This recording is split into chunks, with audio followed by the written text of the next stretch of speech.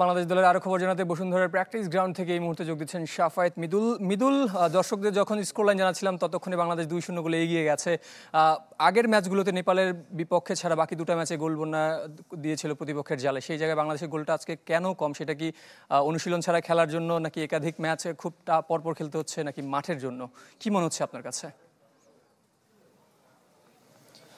সাগর, আপনি যেমনটা বলছিলেন, আসলে আমরা যদি গেল ম্যাচের কথা বলি, প্রথম লেগের কথা বলি ভুটানের সাথে, সেই জায়গায় কিন্তু 4-1 গোলে জিতেছিল বাংলাদেশ এবং আজকে অলরেডি 2-0 গোলে এগিয়ে রয়েছে। তো এখনও সময় রয়েছে আসলে গোল ব্যবধানে ভাসিয়ে দেওয়ার, যদি বলি যে ভুটানকে, সেইটা হয়তো বা করবে বাংলাদেশ। তবে যদি মাঠের খেলার কথা বলি, প্রথমে কিন্তু সেই কন্ট্রোলটা আসলে ছিল না বাংলাদেশের মধ্য মাঠে। সেই জন্যই কিন্তু পিটার বাটলার আমরা দেখেছি যে 30 মিনিটের পরেই কিন্তু স্বপ্না রানীকে মাঠে নামিয়েছেন এবং এরপরে কিন্তু আমরা গোলে দেখা পেয়েছি। এবং একই সাথে যদি বলি আজকের দিনটার জন্য কিন্তু ট্রেনিং গ্রাউন্ডে খেলা হচ্ছে।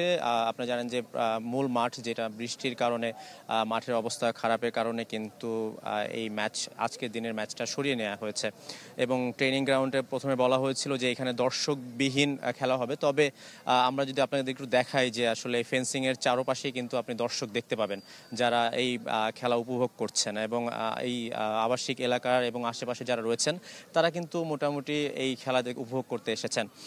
এবং একই সাথে বাংলাদেশের শিরোপা ধরে রাখার যে মিশন, সেই জায়গায় কিন্তু একমাত্র যদি বলি নেপালের সাথে কন্ট্রোলটা রয়েছে।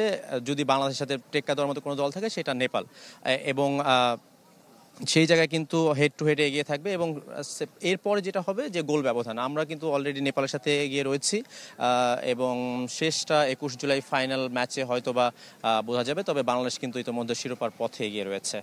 সাগর, অসংখ্য ধন্যবাদ শাফায়েত মিদুল। দর্শক, আপনাদের উদ্দেশ্যে জানাতে চাই, বাংলাদেশ 2-0 গোলে লিড নিয়েছিল, কিন্তু অফসাইডের কারণে দ্বিতীয় গোলটি বাতিল হয়েছে, অর্থাৎ 1-0 গোলে এই মুহূর্তে ম্যাচে এগিয়ে আছে স্বাগতিক বাংলাদেশ।